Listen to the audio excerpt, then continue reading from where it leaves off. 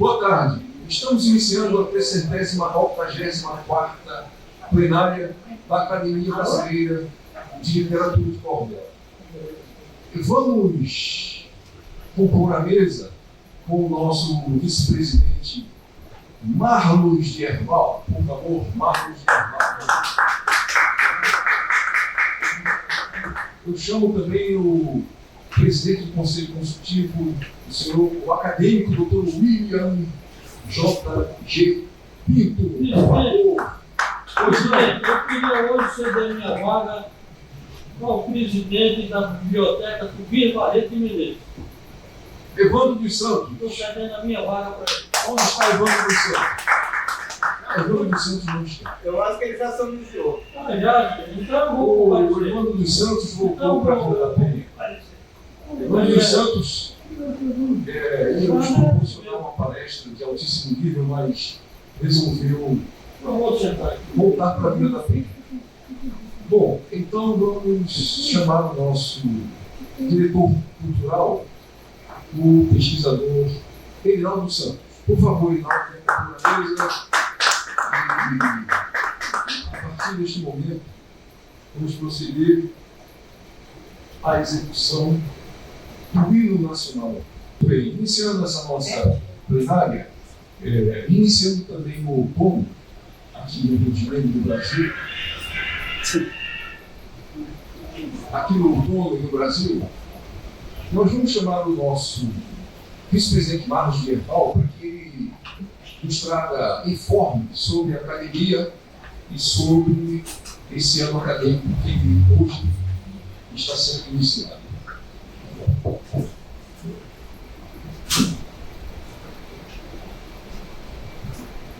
Obrigado, presidente. Boa tarde a todos. Boa tarde. Nesse recesso que nós tivemos de dezembro até hoje, a academia passou por alguns processos de mudança lá na sua sede e eu convido todos que puderem fazer uma visita no nosso acervo. Eu acabei fazendo catalogação de muitos folhetos e muitas raridades foram encontradas e estão lá à disposição para quem quiser consultar. O acervo, no caso, a gente chama de a parte de cima da garagem, como é que é o arquivo. É aquela parte ali que, infelizmente, eu consegui desfazer os últimos pacotes que tinham ido para serem digitalizados e agora eles estão disponíveis para consulta. Então, eu consegui identificar cordéis, de fato, escrito desde 1905.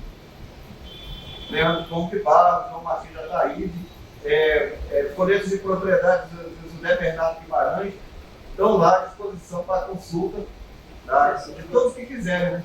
Fazer uma visita lá na nossa sede. Ela vai passar por mudanças profundas esse ano. Nós temos acordos com editores que vão propiciar com que a gente faça a obra e faça uma modernização do prédio. Espero que isso aconteça em um prazo de tempo bem curto, mas a gente tem que obedecer aos critérios de prestação de contas das editoras. Quero falar um pouco sobre o acadêmico Luzimar Medeiros Braga, falecido agora no dia, deixa eu ver aqui, De março. foi dia 3 ou dia 18? Veja aí, por favor. Vocês gravam, a gente bota tudo dentro do computador? Agora, no dia 3 de março, ele havia nascido no dia 20 de 4 de 1941, e ele nasceu na cidade de Nazarezinho, Paraíba, romancista, poeta, contista, escritor, e, além de tudo, além dele ser um poeta muito ativo, um acadêmico muito amigo, que participava da academia, dentro das atribuições, dentro dessas esferas de atribuições, ele tem umas palavras muito bonitas que ele escreveu por ocasião da morte do Gonçalo, e eu gostaria de ler para vocês. O acadêmico Medeiros Braga, além de tudo, ele foi um amigo nosso, pessoal. Eu não lembro de tê-lo visto aqui no Rio de Janeiro. A posse dele também se deu lá na Paraíba, mas o meu pai sempre falou muito dele. E tem umas palavras dele sobre a posse que ele tomou, ou sobre o falecimento do Gonçalo, eu queria ler rapidamente, que é para não tomar muito tempo. Mas é necessário que se diga, porque... Deixa eu ver como é que funciona. Eu ia escrever no papel, mas não deu tempo. Palavras do acadêmico Luzimar Medeiros Braga com relação ao Gonçalo Ferreira da Silva, por ocasião do falecimento do Gonçalo, meu pai. Foi pelas mãos de Gonçalo, esse amigo que encontrei, o qual, abrindo-me as portas da BNC, entrei. Sou a ele agradecido por haver me recebido tão bem que senti-me um rei. Hoje, sendo imortal com 85 anos, parabenizo o poeta, mesmo estando em outros planos. Poeta, você foi grande e o seu nome se expande por seus atos soberanos. O seu legado aos poetas ficará para sempre aqui. Ao criar a academia, foi você como um Davi, bem mais que Napoleão, deixou escrito no chão. Eu vi e venci. Foram essas palavras do primeiro. É uma perda grande, eu não tive contato com a família dele, queria me solidarizar, queria falar algumas coisas com ele, mas isso aí é uma coisa muito reservada da família, se eles não estão querendo falar no momento. Mas assim que eu tiver algumas notícias, inclusive algumas doações dos já 180 folhetos do Medeiros Braga, quando ele assumiu a academia, ele tinha 72 folhetos escritos. Hoje eu tenho um catálogo aqui atualizado de 180 folhetos escritos pelo Medeiros Braga. Tá? Vale muito a pena conhecer. Felizmente, a maioria desses folhetos nós temos lá no nosso acervo, e livros escritos em literatura de cordel, clássicos como o Vidas Secas do Graciliano Ramos, vestido para a literatura de cordel, que é um primor. Vale muito a pena ler. Esse paraibano que foi muito amigo nosso, fez muito pela academia, grande amigo do Gonçalo, ele deixou aqui nas suas palavras. Então, nada mais justo do que a gente prestar uma homenagem ao nosso amigo. Então, Medeiros Braga, onde quer que você esteja, espero que você fique bem. E se estiver junto com meu pai, manda um abraço para ele. E uma coisa também que é digna de nota, é que, antes de eu falar sobre isso, que no dia 17 de abril, ou seja, mês que vem, o repentista, cordelista, ensaísta, contista, e eu não sei mais quais são as façanhas que ele faz, o nosso Adiel de Luna, ele vai tomar posse enquanto pesquisador na nossa academia. Ele não fez uma imposição com relação a isso. A qualidade dele se notou por ocasião da apresentação que ele fez em uma das nossas plenárias. O acadêmico Ivan Berto dentro, você fez até um elogio. A voz dele é linda, ele é daquele repentista clássico, aquela voz que a gente escuta de longe, a gente não tem como fugir. A gente acaba chegando perto para ouvir. Então ele vai doar uma quantidade grande de folhetos. Ele falou em 60 mil, mas às vezes essas coisas são exageradas. Toda a obra do Buriburi, inclusive autografada com nosso acervo da BNC. E como ele viaja muito pelo Nordeste, ele tem muito conhecimento por todos os estados, então o endereço dele é aqui em Santa Teresa, número 83, mas talvez ele fique aqui no Rio de Janeiro uma semana por ano. O resto do ano é viajando. Mas vai ser uma oportunidade, ele já confirmou que dia 17 ele tomará posse, ele vai trazer os convidados, então vai ser uma diferente dessa aqui que a gente está iniciando o ano acadêmico, deverá ser uma plenária mais cheia, mais concorrida e festiva, né? E concorrida, né? Então, conto com todos, agradeço a todos que estão aqui e vamos receber bem o nosso querido Adiel Luna. Creio que o nome dele não seja. Agora eu quero fazer um relato aqui de um falecimento que ocorreu. Deixa eu ver se eu anotei direito aqui. Faleceu o economista Silvio Bulhões. Bom, eu também não sabia quem era.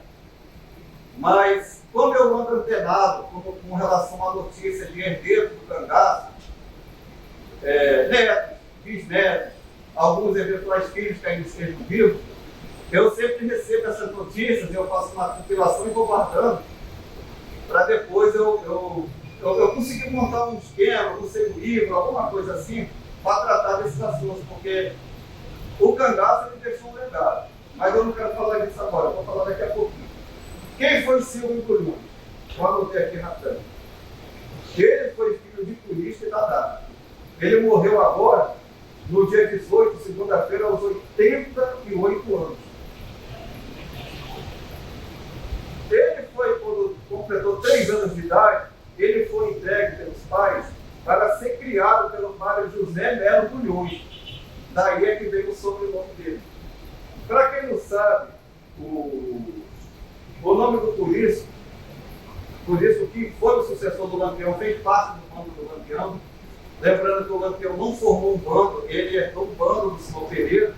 O senhor Pereira, inclusive, que é um dos poucos cangaceiros que morreu por idade avançada, que morreu em confronto, que morreu em litígio.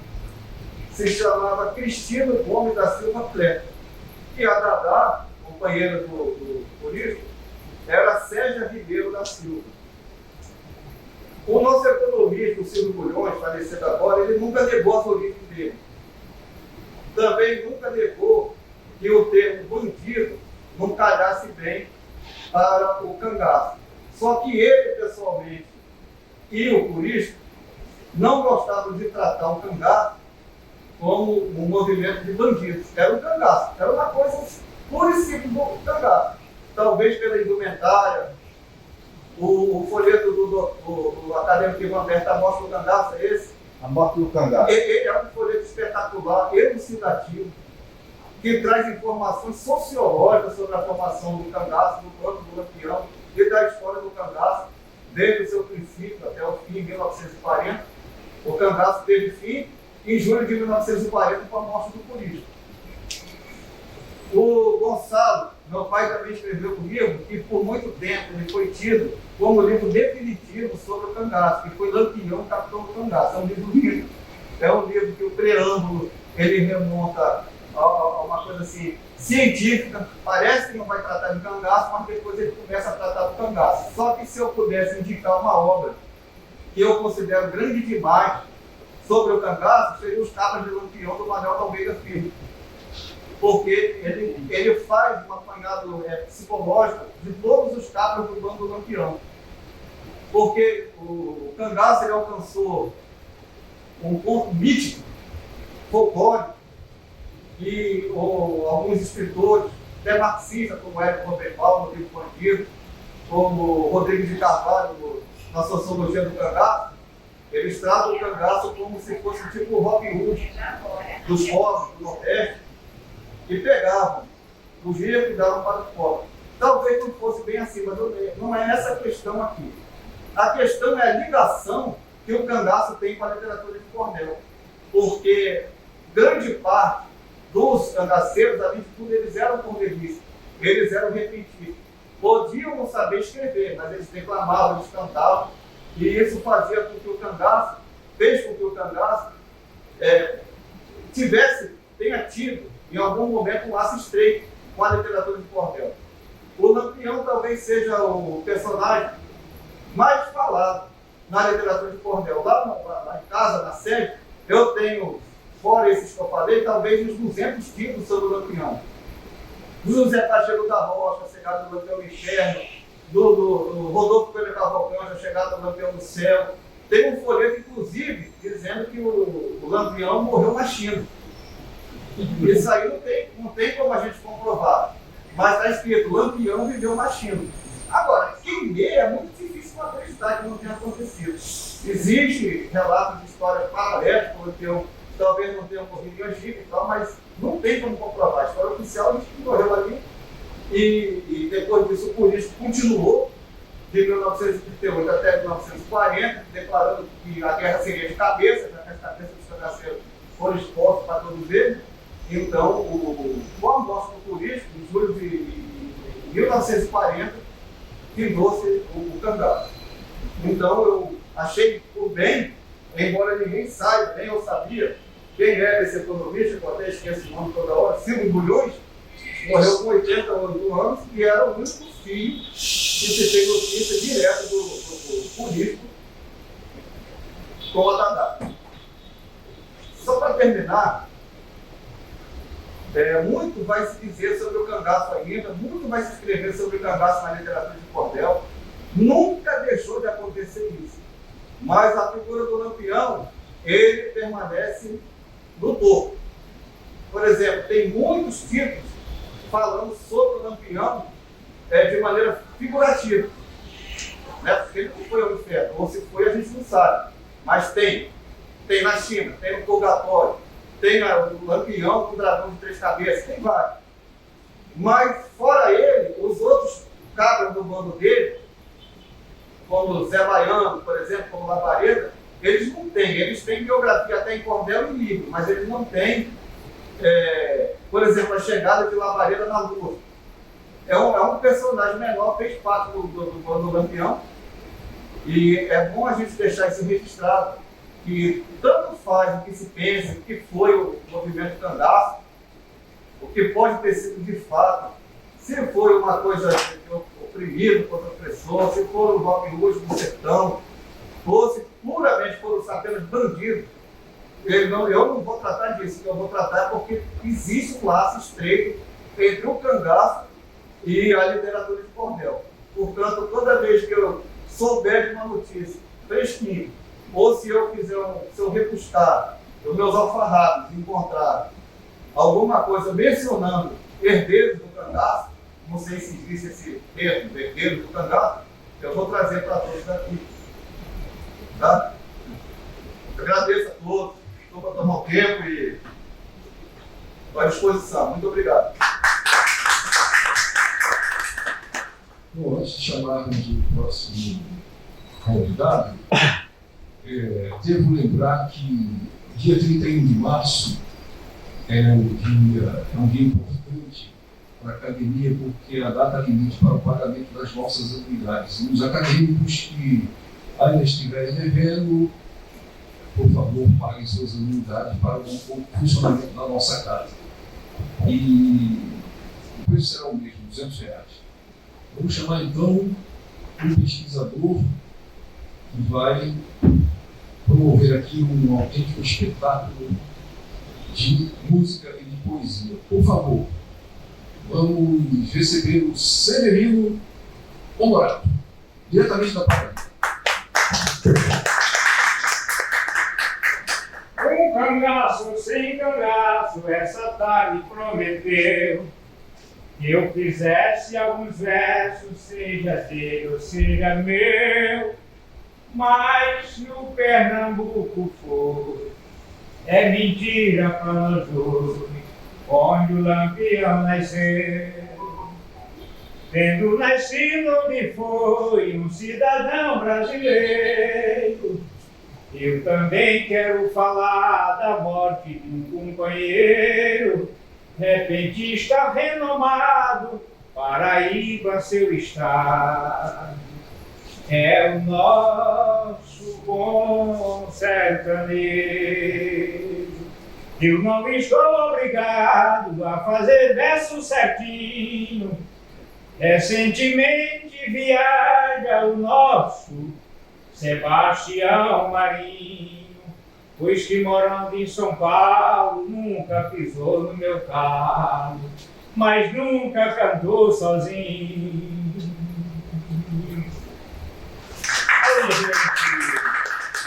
Ressalvados os erros, eu improvisei para os senhores e as senhoras, mas eu quero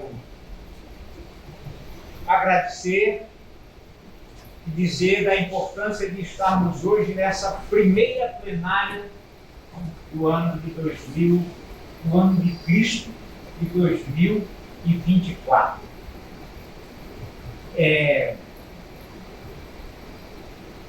Cordelistas, pesquisadores por natureza, têm um compromisso com a história. nós também somos a história. A gente sempre precisa ter um olhar um pouco à frente do nosso tempo.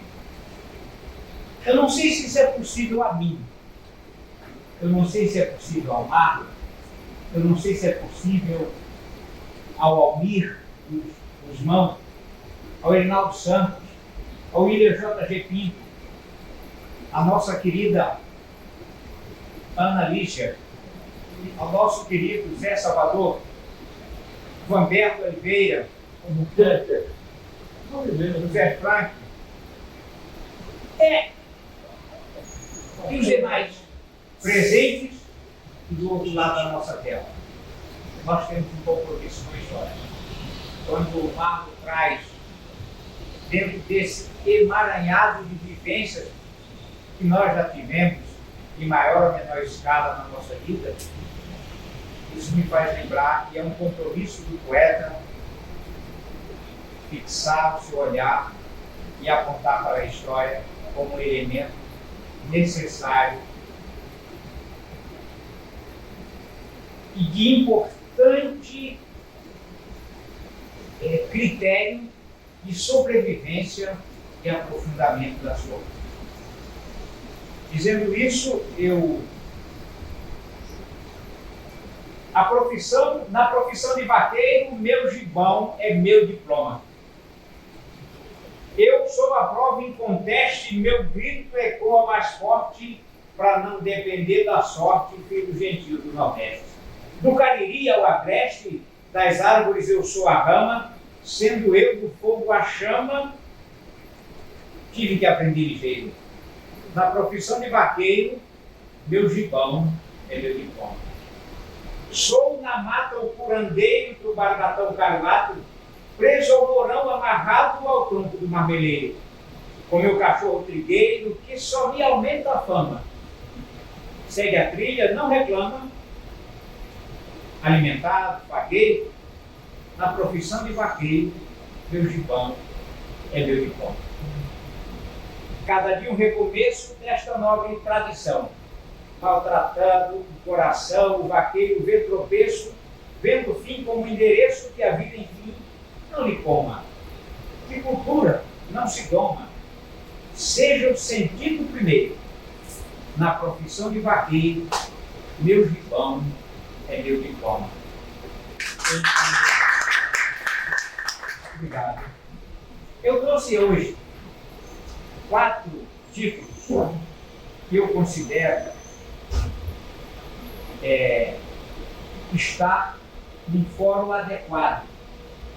E aí eu quero me dirigir exatamente a essa mesa que aqui está, de que haja uma provocação, se os poetas esquecerem, que nós precisamos usar essa tribuna para fazer os lançamentos dos nossos trabalhos. Nós não temos feito isso, ou não estávamos fazendo isso. Geralmente me perguntam, onde é que você vai lançar? Quando que você vai lançar? E aí tem uma coisa que eu me dou conta. Todos os poetas que escreveram, que foram escrevendo, alguns já perdemos a conta de quantos livros nós temos, quantas histórias escrevemos. A gente não lembra de quem, às vezes, está nos encontrando pela primeira vez, gostaria de participar de nossa reunião. E não é questão de ego.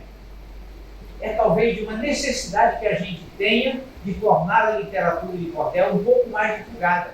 Porque se eu não peço ao presidente para postar que eu ia fazer o lançamento, né? Eu escrevi nesse período de dezembro para cá, acho que 18, ou redigi alguns 8, revisei e tal. Acho que chega a 8 ou 10. Mas eu acho que isso não é tão importante. O importante é que eu lembre que nós estamos sempre fazendo e que temos um fórum adequado para apresentar o nosso material.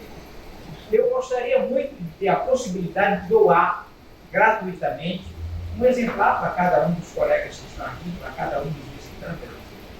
Não é possível. Mas eu, ultimamente, tenho me preocupado com algumas coisas. Usar em alguns dos meus cordéis uma xilogravura feita por uma mulher. ter acesso a uma história que pouco se tem falado, pouco se tem escrito.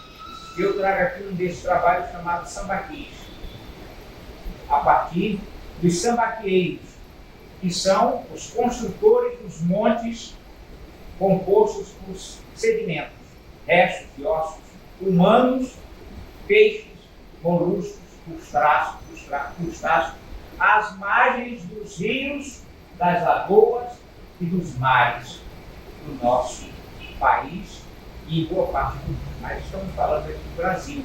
O Brasil tem muitos desses sambaquis, que são também chamados de amontoados de concha. E quem faz isso são os sambaqueiros. E a gente vai dar uma pesquisada, minimamente, uma pesquisa muito rasa, mas a gente vai encontrar que esses sambaqueiros são, na verdade, podemos dizer que são os nossos indígenas pré-históricos. São os nossos povos originários anteriores aos nossos indígenas, tal qual nós conhecemos as nossas aldeias. E nesse sambaqui, concreta existência das civilizações milenares do Brasil. Tem a capa da minha amiga Fernanda Grabner, uma paulista de Campos de Jordão, professora xilogravuista, uma jovem, que faz um trabalho espetacular, e através de uma foto ela fez a capa deste meu folheto.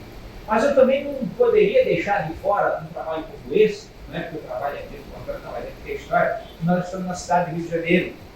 Nós temos também que olhar para os que estão trabalhando aqui. E aí eu não podia esquecer do nosso querido Erivaldo. Então eu pedi para que ele fizesse uma capa. Só que eu fui observando. Para ele eu dei uma... Para a Fernanda eu dei uma foto. Para o Erivaldo eu dei também uma foto, mas tirada da internet, que seria uma peça em pedra-sabão, feita pelo sambaqueiro, que teoricamente está exposta no Museu Nacional aqui na Quinta da Boa Vista, para quem está aqui no Rio de Janeiro. Teoricamente está, porque eu tenho sempre. Eu não tive a possibilidade de comprovar se essa peça continua lá, e espero que se mantenha, que é parte dos artefatos, das peças, das artes desses povos que habitavam a nossa costa. Né?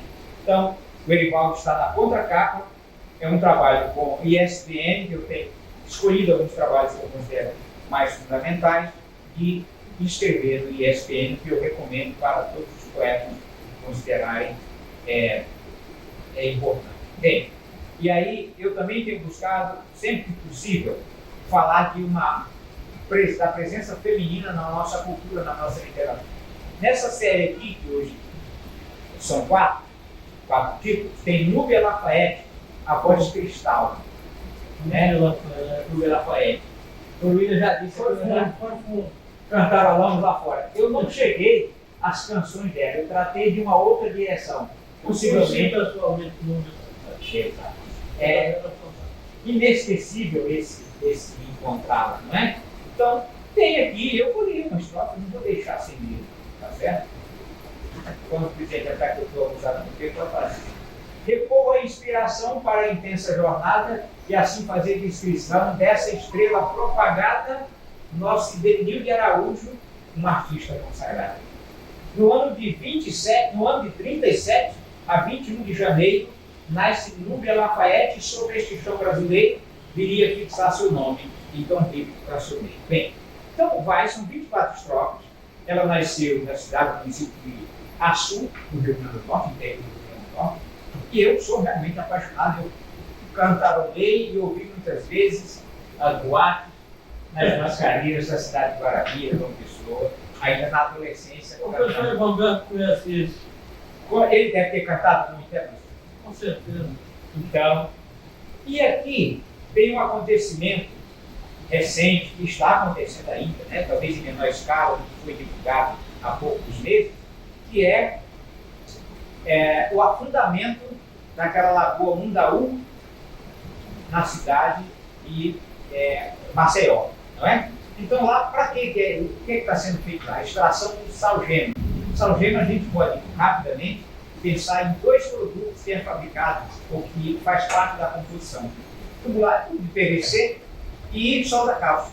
Leva esse parte desse componente químico, né? Então o salgema, que eu chamei de o salgema criminoso, Obviamente, nenhum minério é criminoso por si só, ou até é, mas o que é a gente não deve ter proximidade com ele, não deve se utilizar. Ele então, mas ele tornou-se criminoso por ter provocado o afundamento, está provocando o afundamento da cidade, né? Já passa de 60 mil pessoas desalojadas, desabrigadas, com seus riscos, e a capa tem também o dedo da Fernanda Silvestre, que é grávida Silvestre. Eu pedi a ela que fizesse um desenho, e aí ela fez um desenho usando a técnica da fotogravura, mas um desenho feito à mão, né? Então, também é um texto com 24 estrofes, e eu vou ler o seguinte: sem estranhar o progresso, sendo necessário, enfim, o que não vale é o irmão do outro querer seu fim. Crime como evolução, eu quero longe de mim. Honorato denuncia a desumanistração, que gera riqueza a poucos, nos causando humilhação, Abrasquem seus parceiros, além da legislação. Então, eu encerro com essas duas estrofes, como eu disse aqui.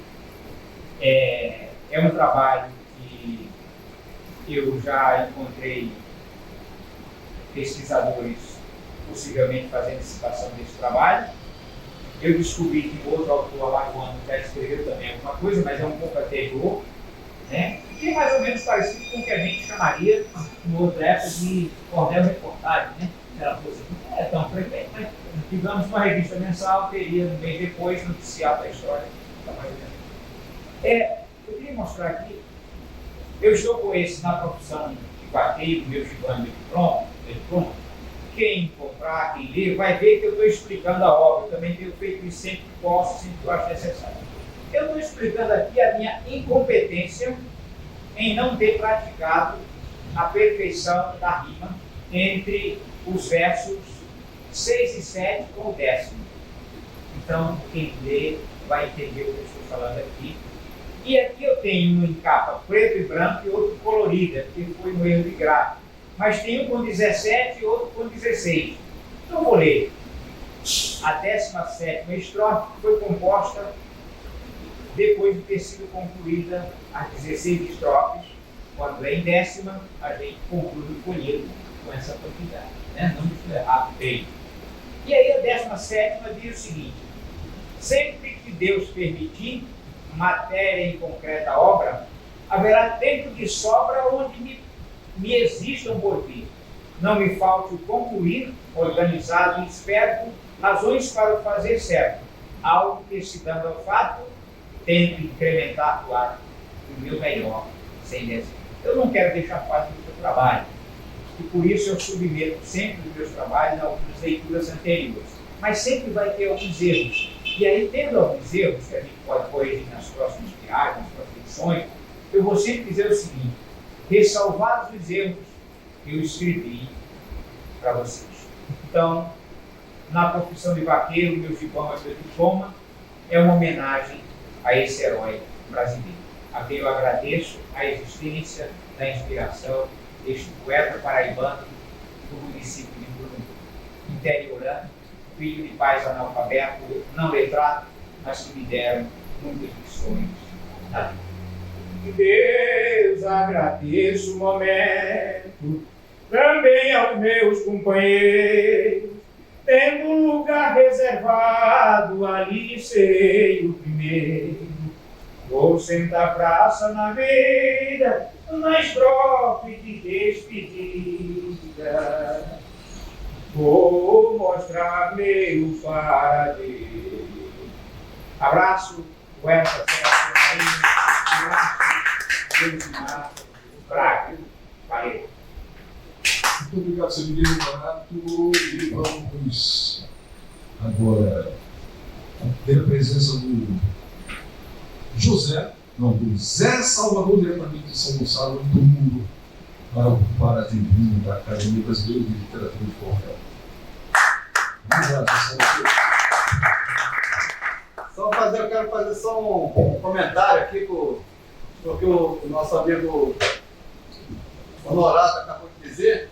Não que seja obrigatório, mas toda vez que houver um trabalho novo de algum poeta, cordelista, que queira lançar aqui, fazer o lançamento aqui, a ideia é ótima. a ideia é ótima, porque assim se torna uma referência. Onde foi lançado? Quando foi lançado? Foi na plenária 385 da PLC. E assim não fica espaço. Logicamente que é só uma ideia, não é uma coisa, não pode não vir a ser uma via de regra, mas a ideia é ótima. Obrigado. Só fazer esse aqui. Bom, boa tarde. Boa tarde. Deus nos abençoe com essa tarde maravilhosa e faça com que nós tenhamos um final feliz nessa plenária. Não sendo tão eloquaz, muito menos ter uma verba riquíssima como a do nosso anterior discursante aqui, vou dizer algumas coisas que eu faço. Não muito, como ele, mas tentando trabalhar também em cima da salvaguarda do cordel. O que é a salvaguarda do cordel para mim? A salvaguarda do cordel é todas as vezes que vocês propagam o cordel e faz com que alguém mais conheça-o e guarde a documentação, guarde de alguma maneira escrita em algum lugar ou digital em alguma rede. Eu, em São Gonçalo, nós fundamos a academia. No momento nós estamos até em recesso por falta de origem. Por essas coisas do carnaval, que a gente não sabe quando é que vai começar o ano, às vezes começa no meio do ano. E eu trago aqui um cordel que é o resultado de uma oficina. Eu tenho ouvido de pessoas, cordelistas inclusive, que oficina não dá para fazer cordel. Eu digo que dá, porque todas as oficinas ministradas pelo Zé Salvador, o Everton que nos fala, ele faz um trabalho mostrando que tem condição de fazer com que esses discípulos, futuros cordelistas ou não, mas futuros bons cidadãos e futuros leitores do cordel, tenham condição de fazer e de criar. E assim sendo, as minhas oficinas, todas elas, na maioria, elas deixam algum legado para alguém em referência a alguma obra. E para que isso fique na prova, e para que isso fique escrito em algum lugar, realmente eu faço a impressão de um cordel coletivo não feito pelo Zé, mas assistido. Não participante como poeta, mas como oficineiro e como uma pessoa que vai orientando. E aqui nós temos um que chama-se O Meu Canino, primeira oficina, canino, não é canino, é canino, primeira oficina de cordel. Isso é uma aluna que tem um cachorrinho e simplesmente achou que poderia desenvolver um tema, e o tema ficou interessante e nós fizemos o cordel para que seja registrado. Ficou em 18 estrofes. E se vocês me permitem, eu leria aqui os participantes efetivos, porque foram na faixa de 15 a 16, mas só 6 participaram da efetividade da oficina, que são Adelino Góes, Raquel Santos, Rayane Santos, Simone Lacerda, Vanessa Morelli e Vitor Damasceno. Ele diz mais ou menos assim, é curto, então dá para a gente falar aqui pelo menos umas 4 estrofes, mas eu vou falar. De preferência umas 3 e mais a 1. Que diz assim: o meu cachorrinho Nino, hoje vou lhe apresentar. Ele é muito serelepe e gosta tanto de brincar, e logo que minha vista corre para me lambejar. Obrigada, meu amigo, por te fazer tão feliz. Vou te levar para a vida com coisas que você quis. Teremos boas lembranças, ó meu caminho aprendiz. Sou festeiro, bom de prosa, gosto muito de aventuras. Sou dócil, sou brincalhão, sou vestido de canduras. Também conquisto o olhar com as minhas travessuras. Sou bonito e pequenino, mas não ouse me afrontar. Meu latir é quase um hino, é por todo o meu lar, ando cômodo por cômodo, com o rabinho balançado. E na hora do banho é festa, corro, molho sem temer, numa bagunça gostosa, não consigo me conter. Fico branquinho que espuma e vestido de prazer. Um banho, sabor, carinho, é gostoso até demais, água limpa, puxa quente, não tem 2 banhos iguais, nem banheira com massagem para o que o banho faz.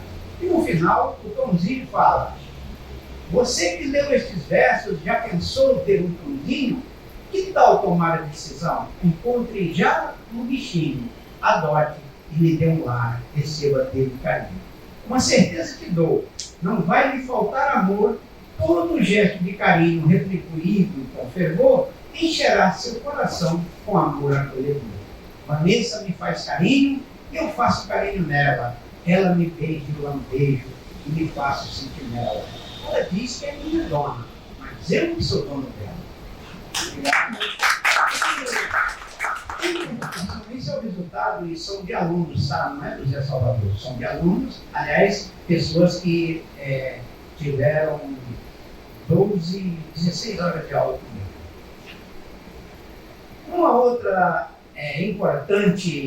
Um outro importante registro, e há que se diga que há necessidade de se registrar momentos e momentos. E a gente vai pela vida levando os momentos melhores, os piores, e registrando-os da maneira que acha melhor.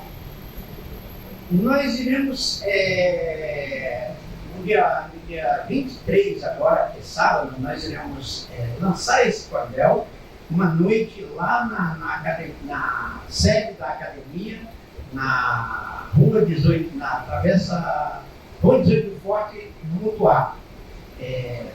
Galeria Adelino Góes. E eu andei fazendo uns trabalhos para uma rede Globo que às vezes as pessoas inadvertidamente ou misturando as coisas pessoais com coisas que é do nosso dia a dia, disseram que não iriam ler a matéria que ele estava na Globo e deu um codinome à Globo que eu não vou me atrever a dizer aqui, porque eu respeito a todo mundo e gosto de ser respeitado, por isso eu não vou falar. E disse o seguinte, eu disse cartas abertas aos amigos decanos. Eu tive mais ou menos umas 4 ou 5 críticas fora e dentro do meu convívio pessoal. Então eu disse o seguinte, essa eu gostaria, pessoal, de ler toda, se vocês me permitirem. Carta aberta aos amigos decanos. Aos senhores do Conselho, venho aqui em carta aberta dizer com grande respeito, sem refrega, sem reverta, para os amigos decanos que sempre desenham planos com um sinal de alerta. Sou a coletividade para todos terem abertura, meu coração de poeta jamais fará desmessura. Aos meus confrades amigos, eu somos amigos do cordel. Na arte, eu sou operário e trabalho todo dia somente para o cordel. Com as regras da poesia, não sinto nenhum cansaço e não é a queda de braço, faço como um cabelinho. Adoça a boca da mãe quem beija o rosto do filho. O afagante do cordel desperta em mim esse brilho e quem chegar para somar, correrei para abraçar, andando no mesmo trilho. E não é leviandade, nem volúveis pensamentos, é fazer pelo que gosta, somando novos comentos, que o fim não explica os ventos. Mas não guardo em mim receios, quais forem os argumentos. Minha visão coletiva foi sempre construir pontes. Em se tratando das artes, meus materiais têm fontes, nunca me baseio em ismos. As pontes ligam abismos, rumando aos bons horizontes. Não guardo ressentimentos, não me condeno no passado, pois não alimento ídolos, principalmente o comprado. Jamais finge idolatria, sou ecumênico sem guia, este é o meu único tratado.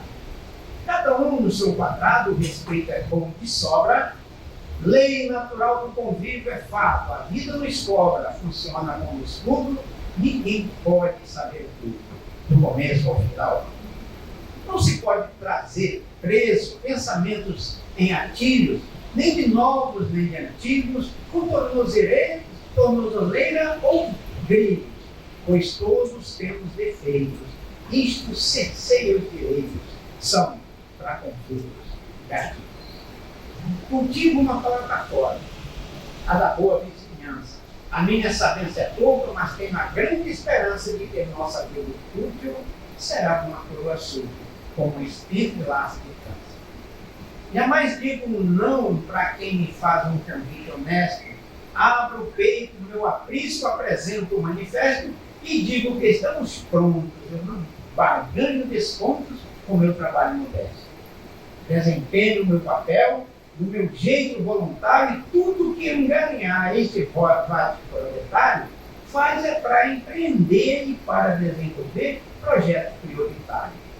Olho longe no horizonte, vejo uma luz que clareia, vibra energia positiva, essa energia norteia, pois leva a ponte, pois leva o poeta e o homem que mutuamente consomem a luz da boa caminho. Jamais tendências políticas punham na pauta do dia. Nunca na vida cessei o que minha mente cria. Ajeito bem do meu jeito, sou grato e bem satisfeito com aquilo que me auxilia. Não fico em cima do muro, pois procuro a concordância. Ajusto as necessidades, aguardando as circunstâncias. Cordel é arte, depende daquele que o defende, salvaguardando a importância. A cada uma porta aberta, atinemos para o preceito. O orgulho não leva a nada, nem ranço de preconceito. Trabalhemos nossa mente, o que fizer no presente, pelo cordel, à direita. A idade que o cordel tem é clássica com descendência, já sofreu metamorfoses nas viagens consequência, já vai longe de seu tarde, faz-se bom de ter uma live nas mídias de referência. Não posso me dar ao luxo de rejeitar uma oferta para divulgar meu trabalho num veículo e hora certa. O cordel pede passagem para seguir esta viagem, não feche uma porta aberta. Não alimento peleja, nem o cordel me acredita. A sair comprando brigas, mas sei que me solicita no trabalho árduo em prol para colocá-lo no rol da vitrine dessa escrita. Eu me sinto responsável por sua divulgação, laborando como posso, passando de mão em mão. Tenho amor e tenho fascínio, muito pouco para o patrocínio, mas não desisti não. Mas não vou desistir não. Assim sendo, e é por isso que venho com meu trabalho, vendendo a quem quer comprar e não encontro a válido, levando as outras plateias eu comum com as ideias e também usar a rádio. É bom que se diga sempre para todos os quatro ventos, quem não concorda ou concorda entre os muitos argumentos, não se agrada a todo mundo, ainda que sinta profundo, sincero ou conflitivo. Eu não quero ter razão, menos ainda está certo, mas conviver com os amigos e sempre tê-los por perto, tendo o direito de fala em pequena ou grande escala, ter franco diálogo aberto. Vou continuar, a menos, na faina de menestrel, seguindo o cume do bem, nesta linha andar fiel, sem pisar ninguém, andando, o cordel salvaguardando, e assim honrar meu papel. Pessoal, isso é praticamente um desabafo, mas é uma resposta a críticas que às vezes a gente ouve, e para que não saia brigando com os outros, a gente às vezes abandona um lugar, ou às vezes sai assim, sai a francesa do outro, e faz a coisa andar sem a gente precisar estar brigando. E dentro da diplomacia, a gente procura às vezes dar o nosso recado, e é isso que eu fiz aqui nesse papel. Uma outra coisa que eu queria dizer para vocês é que quando a gente tem muito trabalho, quando a gente tem muito o que fazer, a gente às vezes esquece de cuidar da gente. E agora eu tive necessidade de cuidar de mim e estou numa bateria de tratamento que já tem mais ou menos 20 anos que eu surpreendi, e isso é para ficar melhor, para servir o cordel. Estou de peito aberto, estou de braços abertos, o meu carinho pela academia é grande, o cordel maior ainda, e nada me faz deixar de propagar o cordel. Eu sou um cara vivo que faço a salvaguarda do cordel e faço por amor, não faço por interesse. Muito obrigado.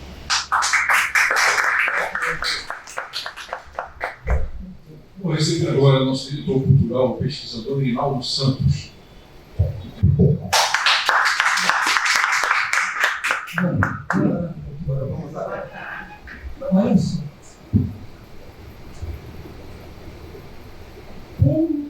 o ser humano ainda é um bicho todo. Como o ser humano precisa evoluir. Precisa muito evoluir. Vejamos então que nós estamos aqui numa casa literária, poética. E a quem não gosta de poesia? Eu acho que não. Mesmo quem não tem um convívio diário com a poesia, mas não existe ninguém no mundo que um dia não tenha sido encantado com uma poesia que ouviu em um veículo de comunicação, conversando com alguns amigos. A poesia é uma linguagem viva. Agora veja, falta alguma coisa para nós percebermos cada vez mais. O que eu quero dizer com isso? A cultura, como um conceito antropológico, ela tem que ser vista em suas fases. Nós que congregamos uma casa agropoética, nós bem sabemos que um local como esse é um local de encantamento. Ou, quem está aqui presente hoje, não se encantou com o Zé Salvador, com a poesia do Zé Salvador, com a poesia do Severino Norato, que vieram até aqui. Como não entender que essas coisas nos traz um deleite, sabe, tão compensador da vida, que eu às vezes fico me perguntando por que, eventualmente, quem deixou de estar aqui hoje não está aqui hoje. Olha como nos encanta, sabe, momentos como esse. Tempos atrás, ainda na gestão da presidência do mestre Gonçalo Figueira, trazendo a ideia do movimento cristão, e eu faço parte já há 38 anos, eu comecei com o Gonçalo quis criar aqui dentro um assim denominado momento de formação, ou outra nomenclatura qualquer. Eu lembro bem que alguns dos membros aqui da academia tiveram a oportunidade de ocupar aqui a tribuna, não era desse lado, era daquele lado, e promoverem o seu momento de formação. O poeta Ivan Roberto Albuquerque ministrou naquela época um dos melhores momentos desses quadros. A maioria aqui, quem está aqui, lembra bem disso. Ele falou, me parece, você lembra, Fábio, quando você deu aquela palestra aqui para a gente? Lembra? Foi tão bela, foi muito bela. Mas, Acho que eu falei sobre Jackson no Pandeiro. Mas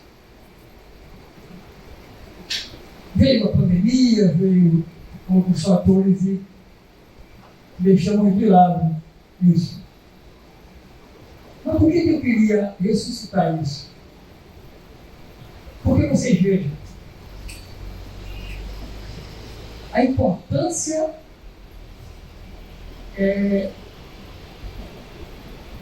de se divulgar a cultura. Vocês vejam que o vice-presidente Marlos Gerval, ele veio aqui e deu uma palestra. Ele ocupou a tribuna para falar alguma coisa, mas ele acabou dando uma palestra. Vamos imaginar que o poeta Marlos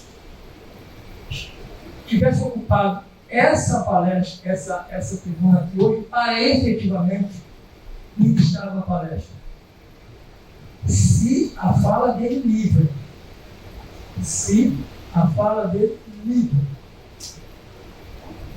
foi tão elucidativa, se a fala dele livre foi tão esclarecedora, nos premiou com tanto conhecimento, imagina se ele faz o roteiro de uma palestra para nos apresentar aqui hoje. Como seria a pergunta? O poeta Severino Honorato sugere aqui que os poetas aqui da nossa casa procurem, sempre que puderem, fazer o lançamento de suas obras aqui.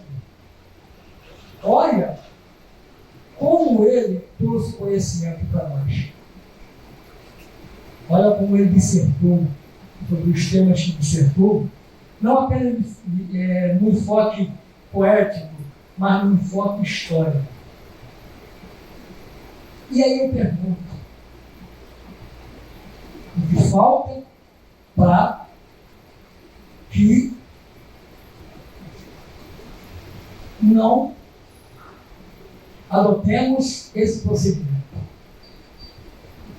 O poeta Zé Salvador chega aqui na tribuna e traz uma crítica política. Mas vocês viram com que doçura ele tratou do tema? Com que manejo? Porque, na verdade, quando ele quis fazer essa crítica política, ele acabou fazendo, vamos dizer assim, ele acabou fazendo uma defesa enfática à literatura de Cordel. Impressionante. Então, veja, olha como são ricos esses momentos. Olha como essas oportunidades não poderiam ser perdidas por nenhum de nós. Pena se de quem não veio aqui hoje. E quero deixar aqui registrado, presidente, mesa aqui, constituída, da importância de adotarmos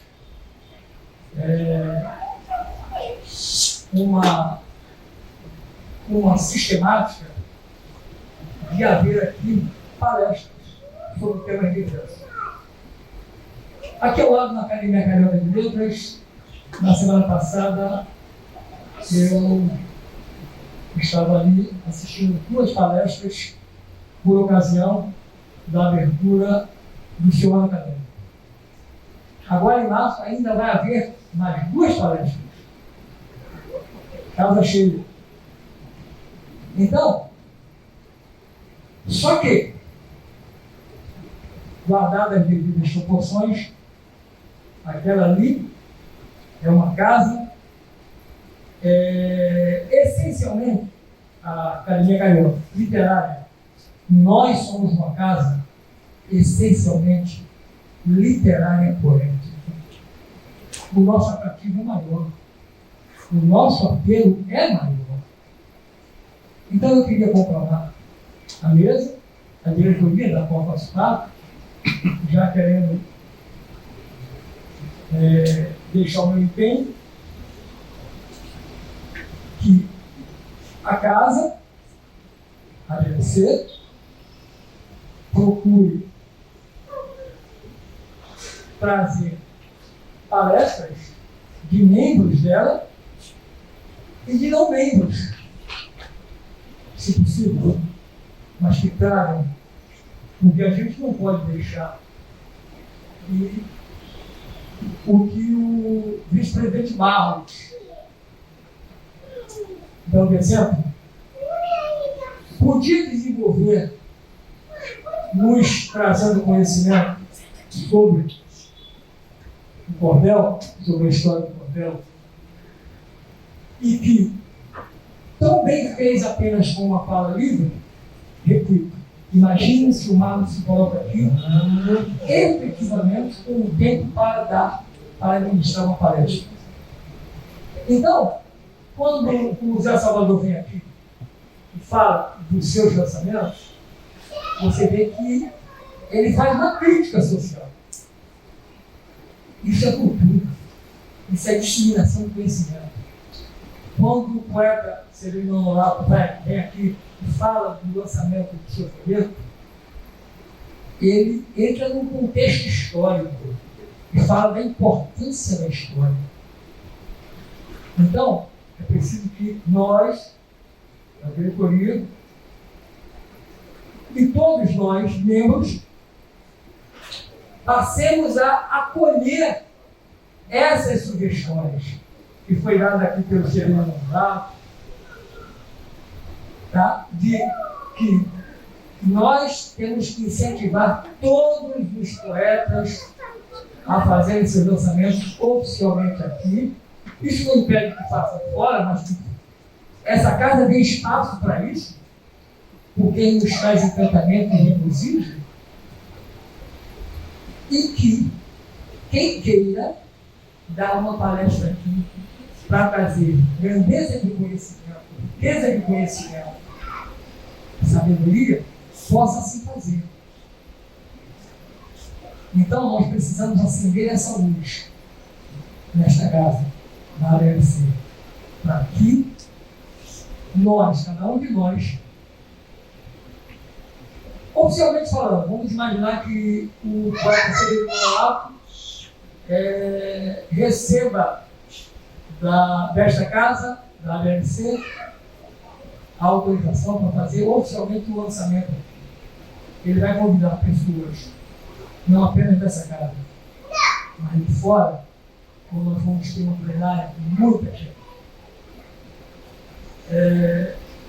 As duas palestras que eu assisti aqui na Carioca, semana passada, foram dois, um sociólogo e um antropólogo, não acadêmicos,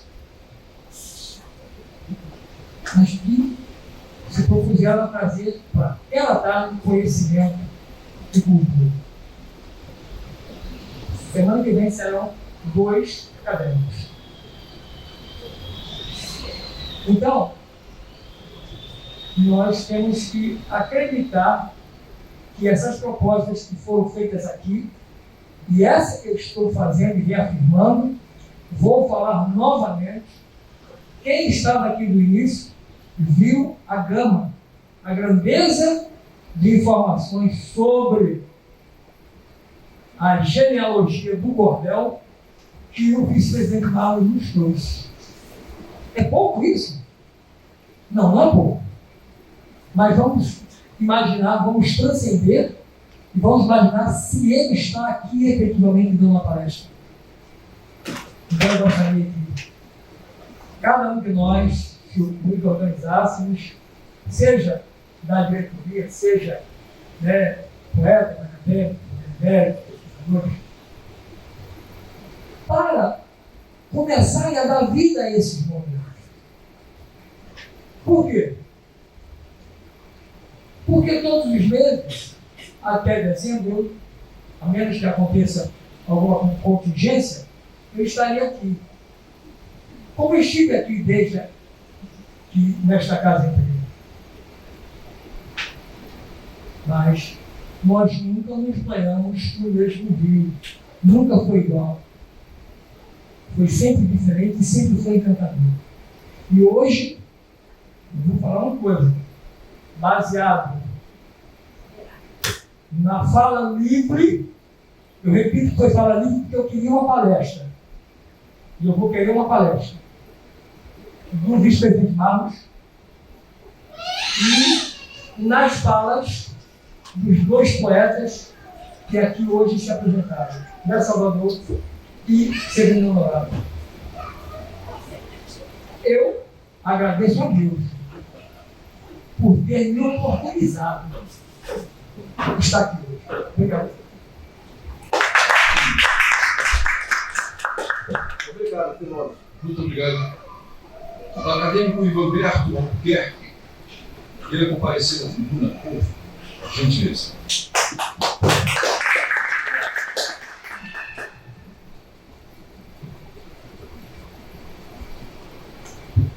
Meus amigos, boa tarde. Boa tarde.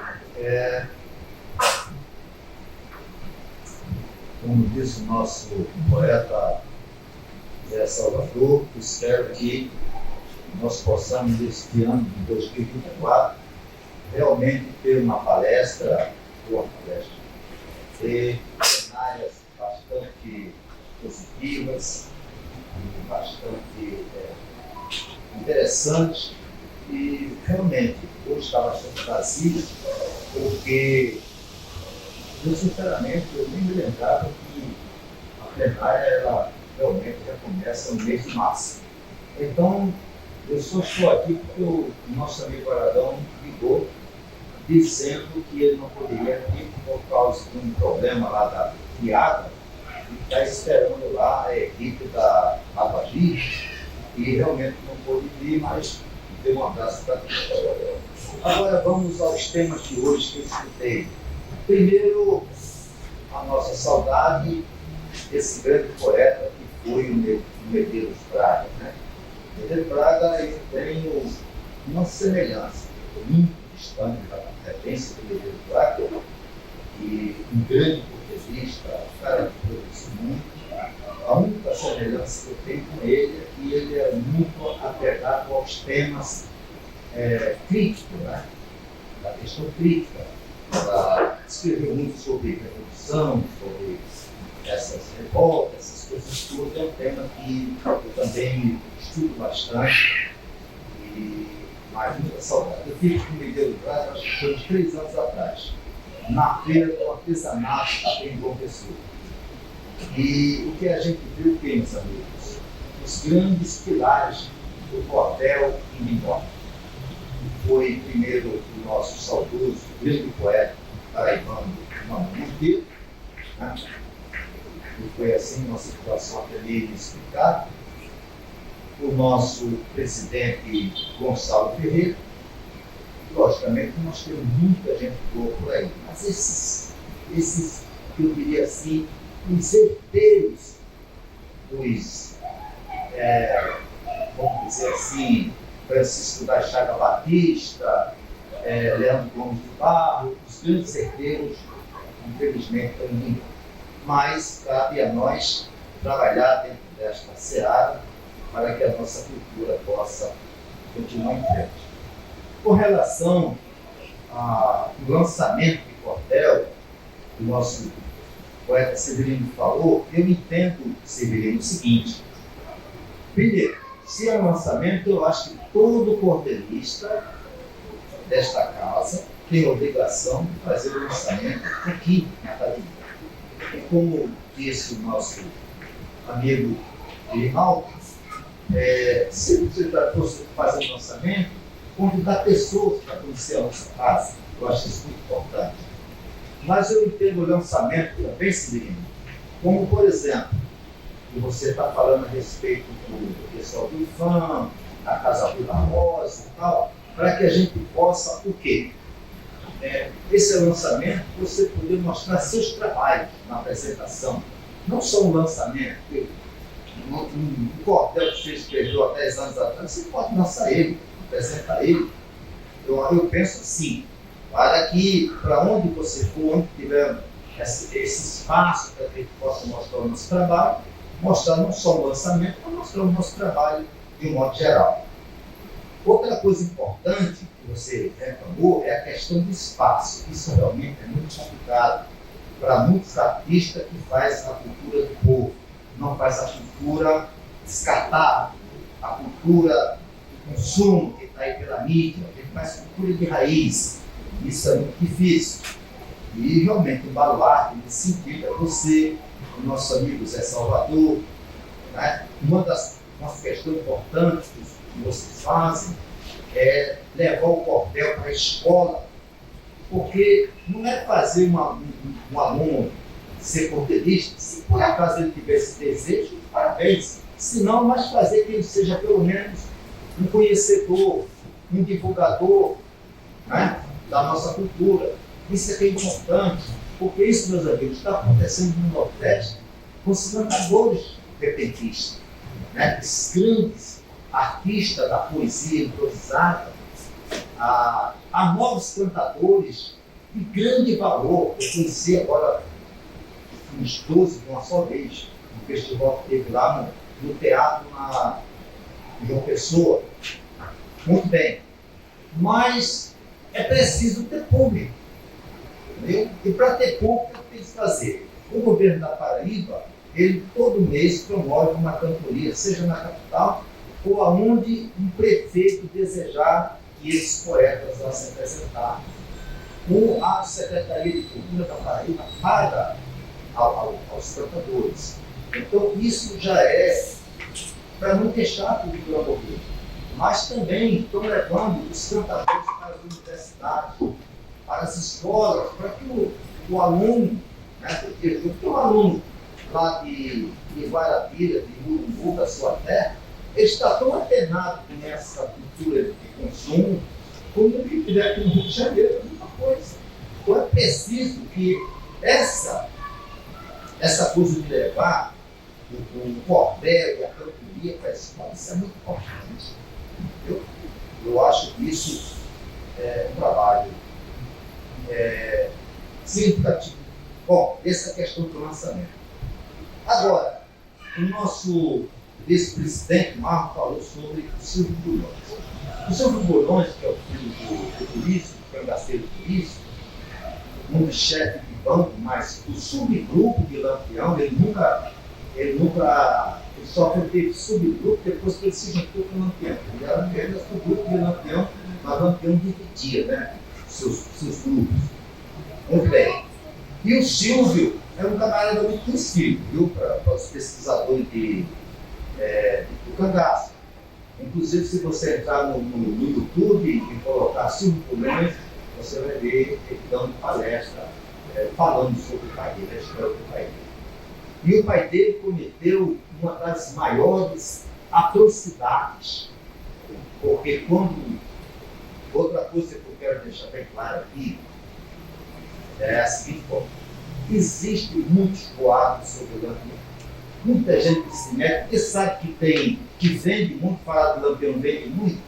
Então tem os caras que lançou um livro dizendo que o Lampião não morreu em Angico, que ele foi para Minas Gerais, e tem uma série de bobagens que tem por aí.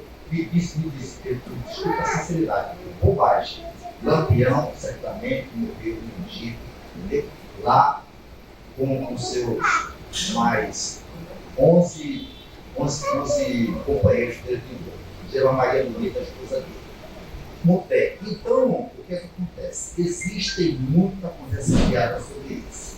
E o Bulhões, você vai encontrar muita coisa sobre ele na internet. E eu não sabia que ele tinha aparecido. Como também não sabia que o Mineiro Braga tinha aparecido. Não sabia, tá? Muito bem. Cristiano Cleber Dadá. Sim, nós como eu estava falando. Então, vou dizer, o tal do Joca Bernardes, na verdade, foi quem passou uma informação para o sargento Anacleto, que era o subordinado do capitão João Bezerra, que Lampião estava na área. Entendeu? Então, o que acontece? Quando esse sargento veio falar com o João Bernardo, também era prefeito de Lampião, então o que aconteceu? Ele disse: olha, você aperta Pedro de Cândido e ele vai descer. Foi o que aconteceu. Apertaram Pedro de Cândido, não vou contar a história toda, para não tomar muito tempo. Então foi assim que mataram o Lampião, conseguiram matar o Lampião. Mas Depois, por isso, veio atrás de J. Bernardo, porque disseram que foi ele que tinha indicado para a polícia onde o Lampião estava. Aí ele disse, não, quem disse isso? Eu falei, não, eu sabia que ele ia morrer. Aí ele disse que foi o vaqueiro Ventura. Aí o que acontece? Na fazenda Papo, o vaqueiro Ventura está em casa, chega por isso com seu banco já embriagado e matou todo mundo, só deixou 2 filhos, tá? E mandou as cabeças para entregar ao capitão José. Sendo mentira do J. Bernardo, que o vaqueiro Ventura, que também era o porteiro Lampião, não tinha nada a ver com isso. Entendeu? Então, o senhor Cristiano Neto cometeu esse grande equívoco, porque no cangaço acontecia muito isso. Os camaradas não eram muito de averiguar se aquela informação era verdadeira ou não. E por isso cometeram muitas injustiças. Uma delas foi essa na Fazenda Pato, do vaqueiro Ventura de sua família. E ele não quis se entregar, quando todo mundo passou a se entregar, depois da morte do Lampião, ele resolveu fugir. E, logicamente, o bandido naquela época, os cangaceiros, não tinha dinheiro em banco, eles carregavam toda a fortuna com ele.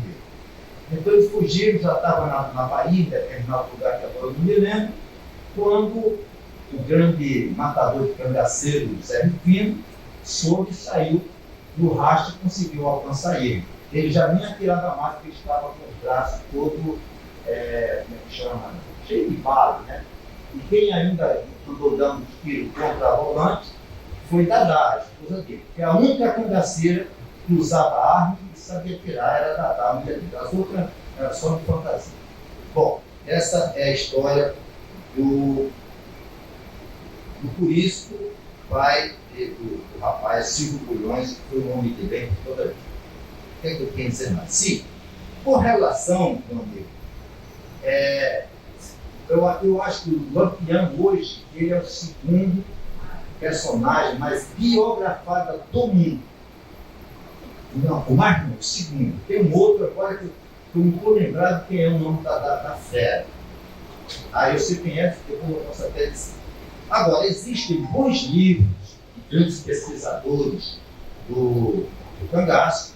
Eu vou me comprometer de colocar alguns títulos na BLC, para vocês verem, mas aquele que não quiser se aprofundar muito, mas que quiser ter um conhecimento, mais ou menos, pelo menos do Banco de Lampião, tem um livro do Dr. Bismarck Martins, um dos maiores pesquisadores vivos da atualidade, de Campina Grande, pertence a esse grupo aqui, Grupo Paraibano para Estudo do Cangaço, que também pertence ao maior grupo, que chama-se o Cariri Cangaço, então, um excelente palestrante e um dos grandes pesquisadores. E ele escreveu um vocabulário dos nomes de cangaceiro, de Lampião. Inclusive, eu me encontrei com ele esse ano, eu me perdi isso. Foi esse ano passado, em dezembro, de uma pessoa, e ele disse que este livro já está acrescentado com outros nomes que ele pesquisou depois.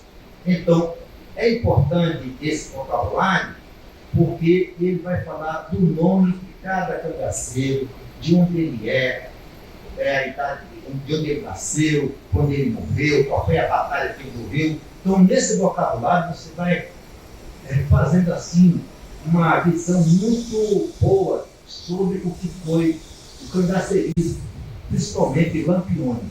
Entendeu? Mas tem até alguns cangaceiros que ainda chegaram a andar com Antônio Silvino e andaram com o Lampião. Tá? Então, eu vou também colocar o livro na DLC do Bismarck Martins. E um dos colegas nossos que mais escreveu sobre cangaceiro e escreve com muita segurança, com muita pesquisa, é o nosso Moreira de Acopiara, lá de São Paulo. Lançou um livro maravilhoso porque a editora dele pegou vários cordéis e publicou num livro. Tá? Inclusive, ele me apresentou esse livro, está lá em casa, e eu tenho procurado o livro, não tenho achado, mas dos 2 pedacinhos que eu pesquisei, ele foi muito fiel na história. Muito. O seu pai, nosso saudoso Gonçalo Ferreira, o livro do Gonçalo é muito bom. Quem quiser ter assim uma visão boa sobre Firmino Ferreira, está no livro do Gonçalo Ferreira, Herói e Bandido, não é isso? Exatamente, esse é aquele livro vermelho. É vermelho, Herói e Bandido. Então o Gonçalo, eu li esse livro todinho, ele fez uma pesquisa muito boa, inclusive ele faz ali algumas citações em prosa, mas a maior parte é em verso, mas muito bem feito o livro do nosso saudoso Gonçalo Ferreira. Muito bem. Então é isso, pessoal. Eu não tenho muito mais a acrescentar. Com relação, cadê o vaqueiro de Morumbu? ele falou de uma cantora, porque, outra coisa, você me desculpe, a gente chega a uma certa idade e a gente passa a ver que a gente perdeu muita coisa boa. A música que a gente escutava, né, doutor William? Da década de 50, 60, 70, até mesmo quando chegou a Jovem Guarda, eu vi que tinha muitas coisas boas, tinha até música assim bem orquestrada e tudo. Mas hoje em dia, meu amigo, sinceramente, eu acho que é o período mais pobre da nossa música popular, é essa que está aí. O sertanejo que não é sertanejo, o nordestino que não é nordestino, olha, rapaz, o tal do pagode, que não tem nada a ver com o samba que a gente conhece, e tem Martinho da Vila, de Roberto Ribeiro, do Demônio da Garoa, de Ataúfo Alves, de Paulinho da Viola, muito bem lembrado, meu caro Guzmão, dos nossos cariocas aqui, né? Muita coisa boa, de Noite Ilustrada, né? Candeia, o nosso lá da Mangueira. Não, Jamelão também, mas o Cartola. Nelson Cavaquinho, entendeu? Sei que amanhã, quando eu morrer, os meus amigos vão dizer que eu tinha bom coração. Alguns até hão de chorar, querendo me homenagear, fazendo de ouro com violão. Mas depois que o tempo passar, sei que ninguém vai se lembrar que eu fui embora. Por isso é que eu penso assim, se alguém quiser fazer por mim, que faça agora. Me dê as flores em vida, o carinho, a mão amiga, para aliviar meus ais. Depois que eu me chamar saudade, não preciso de vaidade, eu quero preces e nada mais. Nelson Cavaquinho e Guilherme de Brito. Muito obrigado.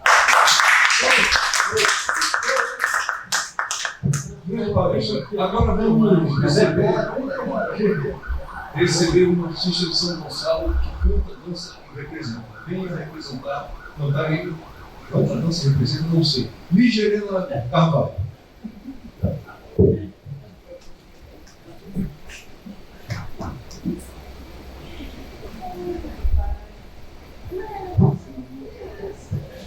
Boa tarde a todos os presentes da casa. É uma honra estar mais uma vez na presença de vocês.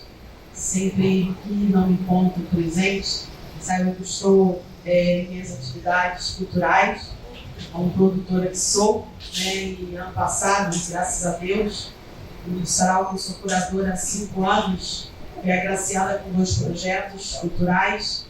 Então, eu tive a possibilidade de ajudar tantos artistas que caminham comigo, através da verba que foi adquirida pelo editais. Eu pude pagar aos nossos artistas para participarem. Então, tive que fazer uma sequência atrás da outra de saraus, junto com o meu do sarau, que eu sou produtora, né? O Sintonia eu sou curadora. Então, isso me pegou muito tempo, talvez ausências aqui eu estava a trabalho, e ajudando a outros, porque, por exemplo, no sarau vai fazer 3 anos, mas eu não recebo nada para apresentar meu movimento cultural. E sucessivamente os meus artistas também não recebem. Mas quando eu sou agraciada pelos projetos, é a forma que eu retorno a eles a participação comigo, a companheirismo que caminha durante esses anos. Então, essa forma que eu retorno para eles, aqueles que estão há mais tempo comigo. Então, aqueles que estão sempre comigo nos eventos são agraciados junto em todos esses projetos. E como ano passado nós tivemos um atrás do outro, graças a Deus. Então, tive que fazer saraus, às vezes 2, 3 no mesmo mês para dar conta do projeto, mas foi maravilhoso. E esse ano ganhei mais um. Lá no meu município, Dom Sarau, agora desta vez ganhou também mais um projeto. Então, estou até falando primeira mão aqui, só sabe quem deu os editais lá, mas ganhei mais um projeto. Então, vou entrar aí, vamos ver lá quem escreve o projeto para mim, o Rafael, vamos ver quantos saraus ele botou para organizar e a gente realiza com amor, porque agora a gente vai ter a verba devida, merecida de cada artista. É muito triste a gente fazer algo, cada um sair com a mão vazia, sabendo que gastou a passagem, sabendo que tem que pagar um lanche lá, porque fico muitas horas esperando.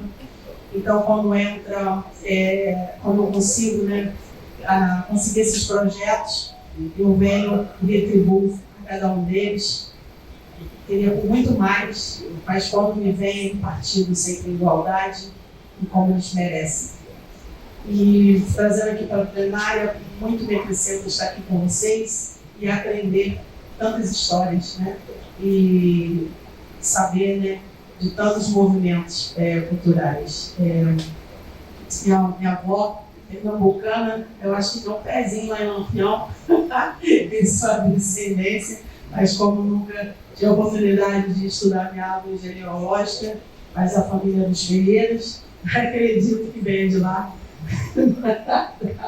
da parte de Lampião. Então, quando falou de Lampião, muito me alegrei, porque tenho essa suspeita de ter algo de descendência de lá. E é muito bom e importante a gente compartilhar nossos conhecimentos, Diferente ao nosso mestre Zé, esse baluarte cultural gonçalense agora é nosso, agora é Patrimônio Cultural de São Gonçalo. A gente recebeu o título de cidadão gonçalense em São Gonçalo, ficou muito rico agora. Cortez Salvador, como nosso membro aí, nosso gonçalense agora, Então, a terra dele perdeu, mas a gente ganhou essa bênção lá. E esse nobre que não mede esforços para perpetuar o cordel, seja lembrado sim.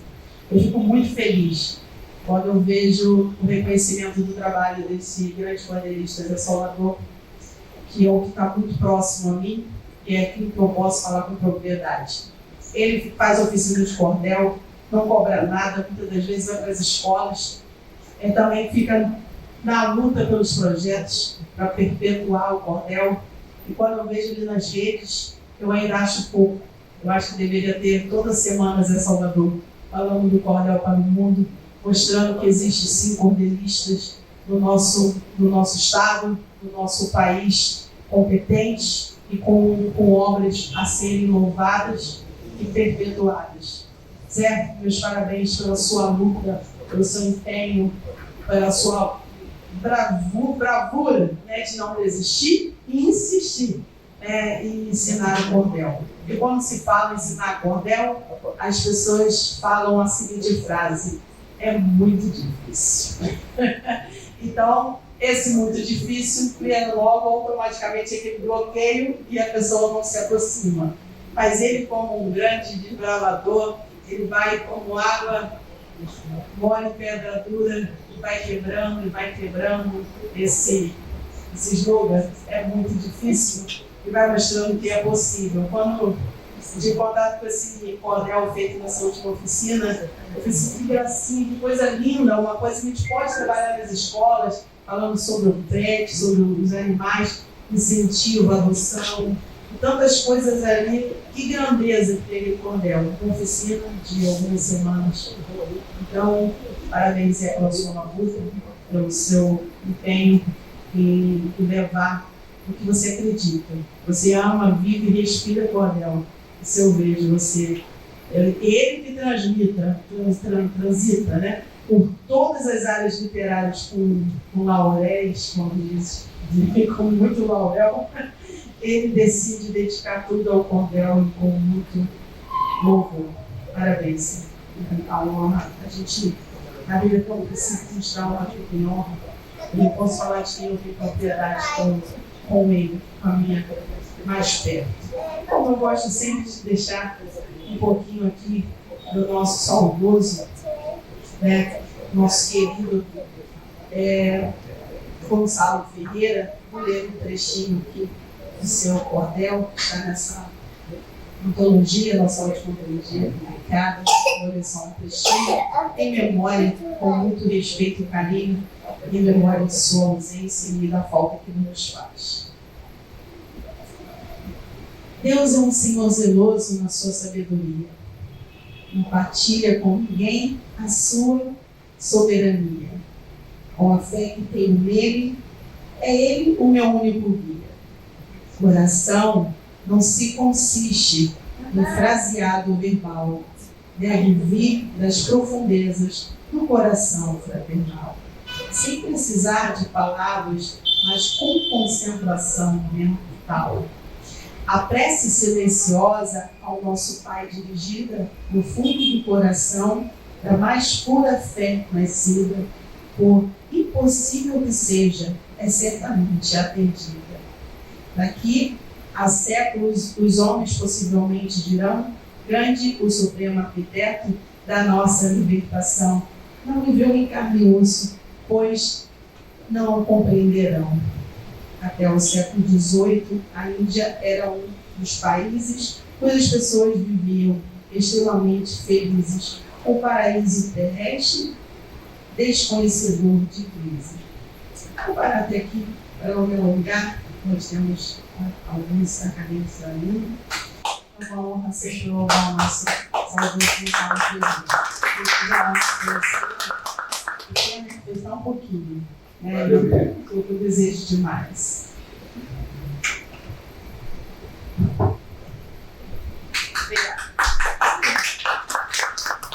Acadêmico William J.G. Não, fala daqui. Pessoal, boa tarde a todos. Eu vou apenas fazer alguns comentários, porque provavelmente o presidente vai pedir para o pastor Adelino fazer uma oração final mesmo. Eu anotei aqui algumas coisas que eu vi. Sim, o Almir ontem botou um vídeo do IFAM, né? Você está lembrado? Sim. Um vídeo do IFAM. E alguém, por mandato, colocou 2 participações minhas no vídeo. E eu vi uma coisa que eu não sabia, talvez o professor Gilberto, que é pesquisador, que tinha rótulos de cachaça de 1920, 1920 qualquer coisa, que antecederam a xilogravura. É isso, professor? Ele vai me falando isso.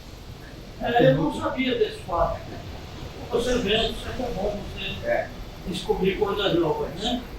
E em relação ao Lampião, eu vou indicar mais um livro que você não conhece, que é o Cangaceiro Lampião e o Quarto Mandamento, do escritor de Palmeiras do Vinho, Luiz Betur. Quando puder, veja esse livro, que é maravilhoso. E o professor Severino Honorato falou aqui de Sebastião Marinho, talvez algumas pessoas não sabem quem é Sebastião Marinho. Sebastião Marinho faleceu há coisa de um mês, é isso? Coisa de um mês atrás. Ele era muito amigo do ex-ministro Aldo Rebelo, que ligou para me avisar, que é muito meu amigo. E o Aldo Rebelo ajudou ele quando pôde, na doença dele.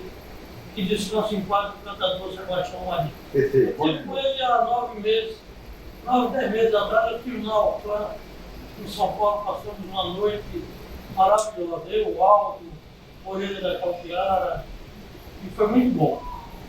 E outra coisa que eu fiquei feliz foi saber que o Severino Honorato está usando o fazão de Antônio Araújo Campinense. Fique de pé aí, Severino. uma honra. Usar o padrão É verdade. É verdade. do Campinense é uma honra. Então, só me permita, por que eu estou usando? Porque nós criamos uma quadrioteca na Maré, na comunidade da Kelson, que tem uma parte do acervo do nosso querido Antônio Araújo Campinense. E uma delas foi realmente a doação do padrão, e aí houve a minha talvez presente, na verdade. Fiquei feliz por isso. É boa, irmão. Não, é verdade. E em relação a Braskem, professor Honorato, o Braskem chegou em Maceió, que chamava-se Salgema, quando eu iniciei na Universidade Federal de Alagoas, em 1970, 71. Foi quando a Salgema chegou em 1970, exatamente. Exatamente. Eu estava entrando na universidade. E eu tive vários familiares que foram vítimas da Braskem. Eu tive o esposo da minha, ex-esposo da minha irmã, que é meu amigo, separado da minha irmã, mas é muito meu amigo. Ele teve uma casa condenada pela Braskem. A outra sobrinha dele, a Delmarie, teve uma casa condenada pela Braskem. Receberam dinheiro lá. Agora, não sei se significou o montante dado ao intenso prejuízo causado pela mineração. Agora, é necessário que os senhores saibam que a Braskem continua atuando no Brasil em pleno vapor. Inclusive o governo federal, que tentou emplacar Guido Mantega na Petrobras, não conseguiu, porque os conselheiros foram contra. Depois tentou emplacar Guido Mantega na Vale do Rio Doce, a Vale não aceitou Guido Mantega lá, e agora o governo federal quer emplacar Guido Mantega na Braskem. A Braskem continua apaniguada aí com o poder e é necessário que a gente saiba. Por enquanto é só. Foi um prazer ver vocês, uma alegria muito grande. Obrigado. Obrigado, doutor J. Pinto. Agora, dois avisos. Com o falecimento de Luzimar Medeiros Braga, a diretoria resolveu escolher uma nova acadêmica, a poeta Alexandra Lacerda, que nasceu em Santa Catarina. Ela pretende tomar posse em maio. Agora, outro assunto também super importante, que é o seguinte: os nossos acadêmicos, assim como o público em geral, podem acessar nossas redes sociais, o YouTube, o Instagram, o nosso site, que foi modernizado, está no ar, e o Facebook, que está um pouco fora do ar por questões técnicas, mas vai voltar também para ficarem sempre atualizados. O Jorge e Alberto, fazemos a palavra? 5, 4, 2.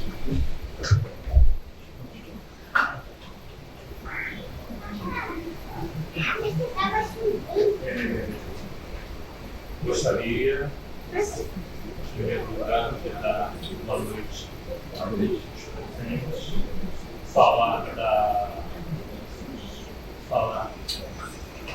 presença aqui na FAU, né? Essa casa está aberta sempre para as plenárias das academias congêneres, né? Dizendo que este espaço é um espaço nosso para as academias. Também gostaria de falar que neste mês de março, né, tivemos o aniversário do Corpo de Fuzileiros Navais, aonde tivemos uma referência em Cordel, a nossa instituição Corpo de Fuzileiros Navais. Tá? Então, o Cordel presente em todos os lugares, temos alunas da Escola Luiz Camões, e Luiz Camões, né, esta figura histórica portuguesa, está fazendo 500 anos. Tá? E a Escola Luiz Camões, a escola do município, está fazendo 80 anos. Então, estamos preparando, tá, uma literatura de cordel feita pelas alunos do Instituto de Educação Carmela Dutra para homenagear Luiz Camões. Não é só isso que eu gostaria de dizer a você, tá? Boa noite a todos. Obrigado. E vamos chamar o benemérito pastor Adelino Ferreira.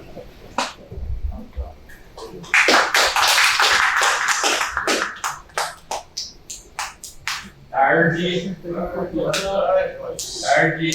pronúncia mineira de economizar palavras.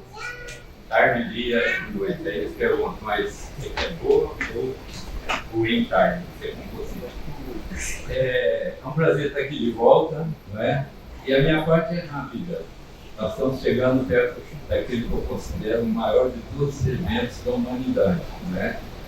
É a Páscoa, onde Jesus se apresentou, né, como cordeiro pascal. Eu trouxe essa filha para ver, trouxe aqui 60.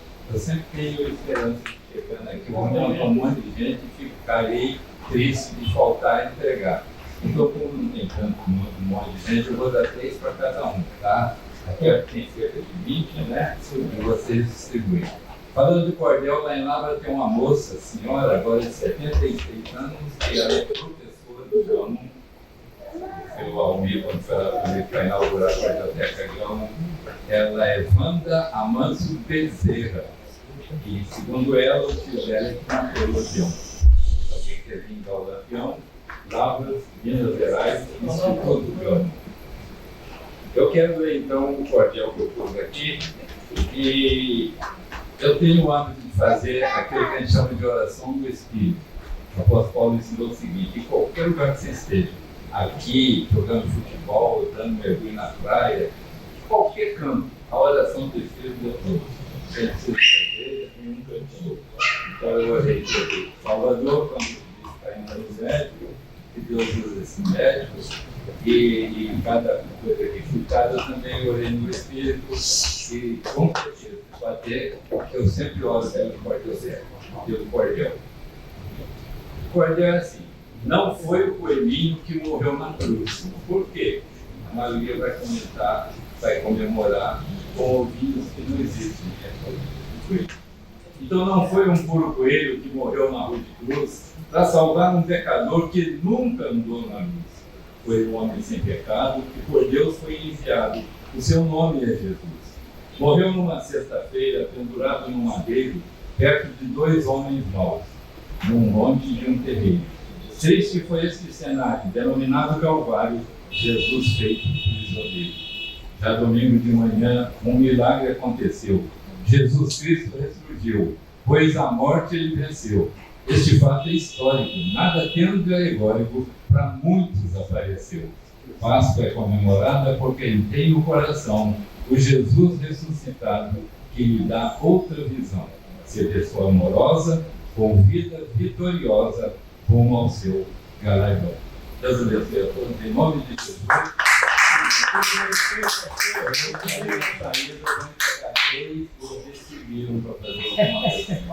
Quando se comemora a Páscoa com ovos, você tira Jesus do centro e coloca Deus a cheirar.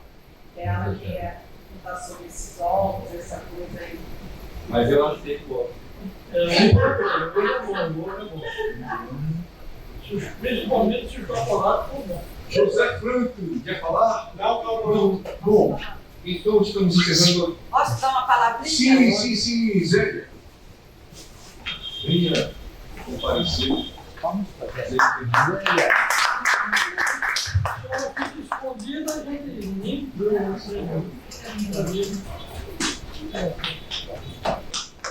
Boa tarde a todos. Boa tarde.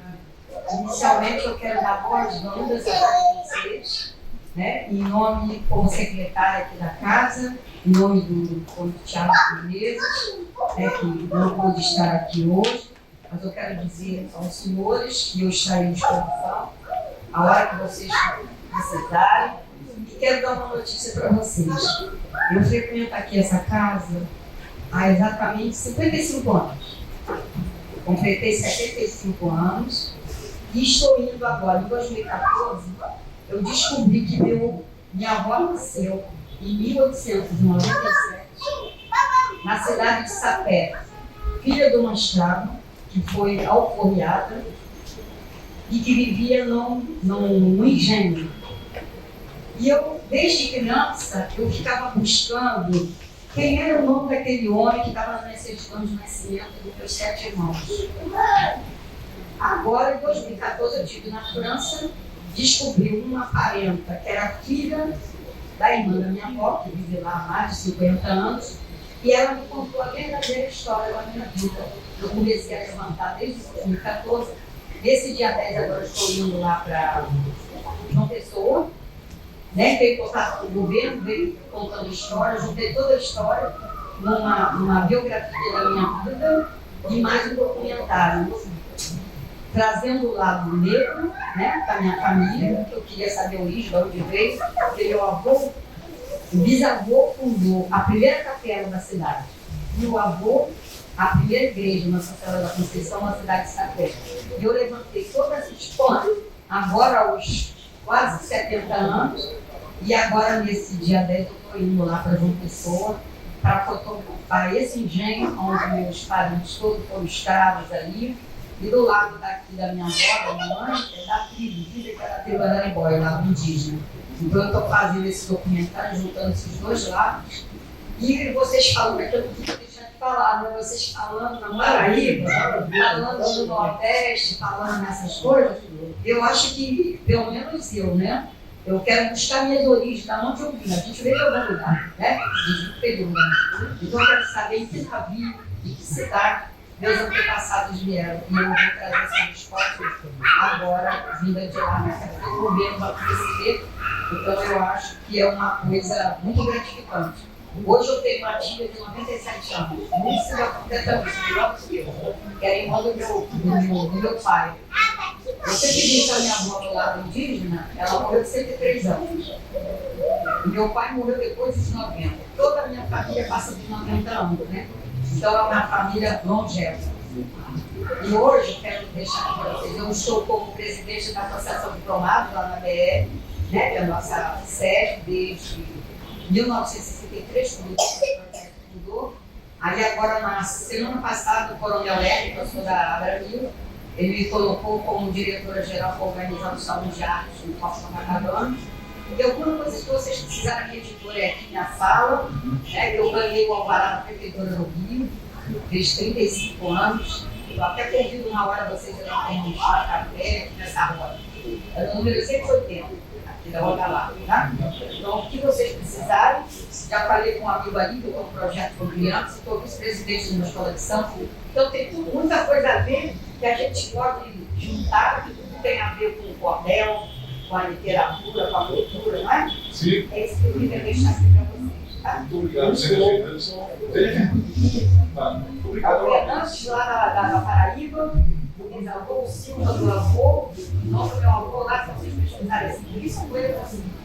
Português que era o nome. Belíssima história, Zé Fernandes. E eu queria lembrar também que Sapé é a terra de um dos nossos acadêmicos, um dos grandes poetas populares, né? Poetas populares, cordeiristas, que é o Azulão. E agora Sapé, Chico sabe? Chico sabe? Sou terra do abacaxi. Terra do abacaxi. Bom, falando de abacaxi, vamos encerrar a nossa 384ª plenária. Boa noite e até a próxima oportunidade. Boa noite.